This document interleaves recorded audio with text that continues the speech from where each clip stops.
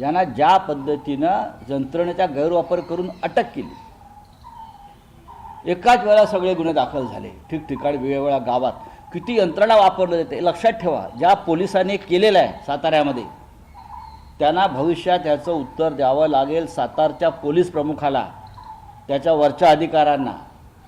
एका तुम्ही सामान्य पत्रकाराला ज्या पद्धतीनं विविध गुन्ह्यामध्ये गुंतवलं आहे आणि अटक केली आहे, एका मंत्र्याची मस्ती म्हणून, ज्या मंत्र्यावरती एका महिलेनं समोरून आरोप केलेले आहेत पुराव्यासह, ते प्रकरण उघड केल्याबद्दल एक पत्रकार, साधा पत्रकार मराठी, त्याला ज्या पद्धतीनं सरकारी यंत्रणेचा गैरवापर करून खोटे गुन्हे दाखल केले, हे मजबूर करतात. ते धंगरकरांच्या बाबतीत झालं आहे, तेच रवींद्र वायकरच्या बाबतीत झालं आहे, तेच इतर आमदार खासदारांच्या बाबतीत झालेलं आहे. हे अशा प्रकारे राज्य करणं ही एक सेन्सॉरशिप आहे आणि एक प्रकारे महाराष्ट्रामध्ये आणीबाणी सदृश्य परिस्थिती आहे.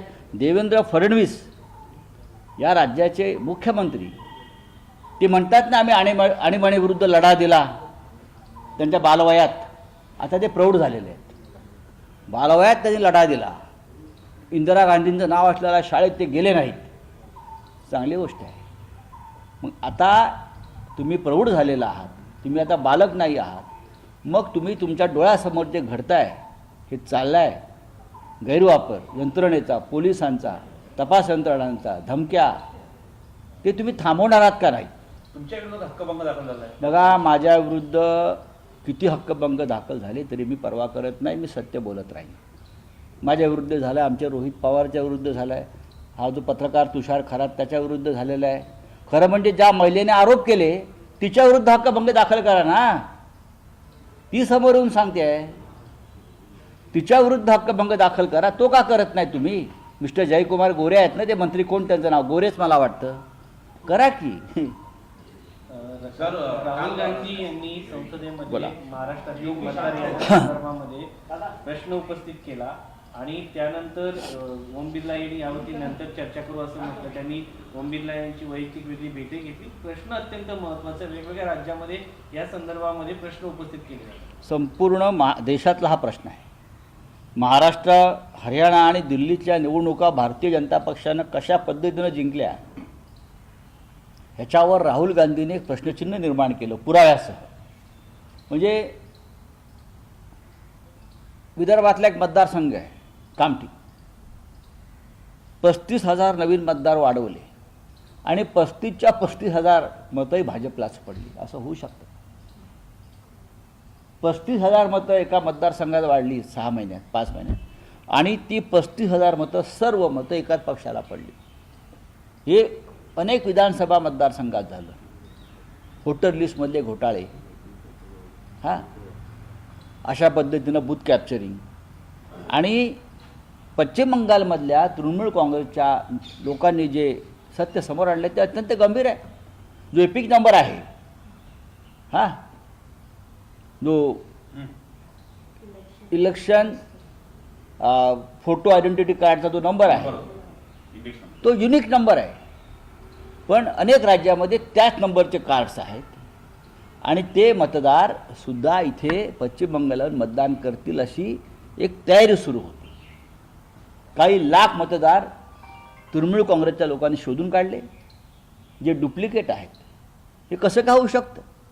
भारतीय जनता पक्ष आणि निवडणूक आयोग ह्यांची हात मिळवणी असल्याशिवाय हे होऊ शकत नाही, हे होणार नाही.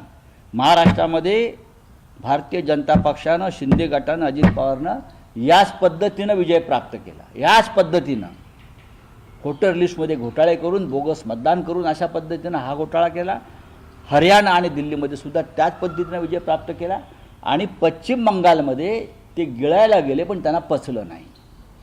ममता बॅनर्जी ठामपणे उभ्या आहेत आणि राहुल गांधींनी काल हा प्रश्न निर्माण केला आणि त्याच्यावरती बहुधा आज संसदेमध्ये चर्चा मान्य होईल अशी मला शक्यता वाटते. नितीश राणेंनी हिंदू सतत हिंदूंच्या बाजूने अलीकडच्या काळात ते बोलताना पाहायला मिळतात. आता त्यांनी हिंदूंसाठी, मल्हारसाठी मटण आणल्याचं सांगितलंय. खा तुम्ही, त्याने खायला हरकत नाही. आम्ही काय कोणी कोणाकडून खावं बरं का, ह्याच्यावरती कोणी कायदे करत नाही. या देशाच्या काही लोकांना एक वेगळ्या पद्धतीनं पाकिस्तान किंवा अफगाणिस्तान करायचं आहे. हा महान देश आहे.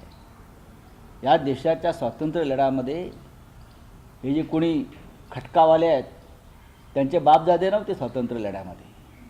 ह्या देशाच्या स्वातंत्र्य लढ्यामध्ये भारतीय जनता पक्ष किंवा राष्ट्रीय स्वयंसेवक संघ कधीच नव्हता. या देशामध्ये स्वातंत्र्य मिळवताना सर्व जाती धर्माचे लोक होते. सगळ्या जाती धर्माच्या लोकांनी या देशाच्या स्वातंत्र्य लढ्यामध्ये सहभाग घेतला तेव्हा हा देश स्वतंत्र झालेला आहे. त्यात ना भारतीय जनता पक्ष होता, ना राष्ट्रीय स्वयंसेवक संघ होता, आणि जे आता हे खटके झटके उटके करतायत ना त्यांचे बापजादेसुद्धा कोणाचेच नव्हते, हे तुम्हाला मी सांगतो आहे. या देशाच्या स्वातंत्र्य लढ्यामध्ये काँग्रेसचा सहभाग मोठा होता आणि काँग्रेस गांधीच्या नेतृत्वाखाली सर्वच जाती धर्माचे लोक त्याच्यामध्ये सहभागी होते. अगदी आदिवासी असतील, भिल्ल असतील, मुस्लिम असतील, फासावर गेले.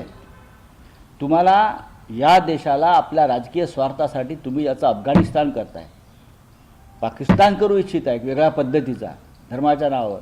हा देश ह्या लोकांना तोडायचा आहे, तुकडे करायचे आहेत, दंगली घडवायचे आहेत, आणि जनता मूर्ख असे ते यांच्या मागे उभी राहील. अर्थसंकल्पामध्ये जर बघितलं महायुतीचं सरकारने दावा केला जातो की शिंदे त्यांचा अतिशय महत्त्वाचा आहे, पण शिंदे गटाचं म्हणजे एकनाथ शिंदे मुख्यमंत्री होते तेव्हा तीर्थाटन योजना होती, त्यानंतर शिवभोजन थाळी त्यांनी कंटिन्यू केली होती. या दोन्ही योजनांबद्दल त्याला उल्लेख देखील नाही. ह्या सगळ्या योजना निवडणुकीच्या संदर्भात डोळ्यासमोर ठेवून निवडणुका तयार केल्या होत्या मतं घेण्यासाठी सगळ्यांची. आता पुढली 4 वर्ष निवडणुका नाही आहेत. निवडणुका आधीचा जेव्हा अर्थसंकल्प तयार करतील, चौथा अर्थसंकल्प, तेव्हा या योजना येतील. सर एक मिनिट, एकनाथ शिंदे यांच्या गटाला निधी खूप कमी मिळाली आहे.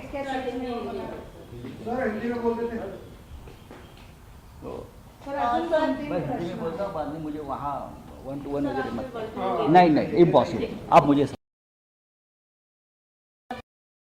कि जो भारत है उसको हिंदी भाषा में भारत बोलते हैं बट इंग्लिश में इंडिया बोलते हैं, जैसे constitution of India, Republic of India, reserve bank of India. तो ऐसा क्यों होता है? ऐसा सवाल उठना चाहिए. या तो भारत है, भारत को भारत है. अभी आपने सवाल उठाया है, आप भी भारत को और कितना पीछे लेकर जाएंगे. इंडिया देखिए, विश्व में हमको इंडिया बोलते हैं, भारत भी बोलते हैं.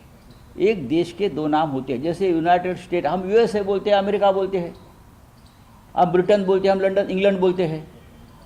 अब ये RSS के जो नेतागण हैं वो दर्दे नई नई बातें सामने लेकर आते हैं और लोगों को भ्रमित करते हैं. भारत भारत ही है, और भारत और इंडिया मैं मानता हूँ एक ही है. हम लोग हिंदुस्तान भी बोलते हैं भारत को, उसमें क्या है, ये भारतवर्ष है. हम हिंदुस्तान भी बोलते हैं, कुछ लोग हमारे बड़े बड़े नेता हिंदुस्तान बोलते हैं इस देश को, तो हमें कोई आपत्ति नहीं है. ये गर्व की बात है. भारत है, इंडिया भी है, होने दो ना. इतना बड़ा देश है, महान. नीतीश राणे ने कहा कि झटका मटन खरीदना चाहिए हिंदुओं को, और सर्टिफिकेशन की भी बात करें. ये हिंदू लोग ही ऐसे लोगों को झटका देने वाले हैं. ये हिंदू लोग जो हमारे हैं ना, जो आप बहुत संयम से बात सुन रहे हैं, यही लोग ये लोगों को झटका देंगे. ये पगला गए हैं. इस देश के स्वतंत्रता संग्राम में उनके बापजादे नहीं थे किसी के.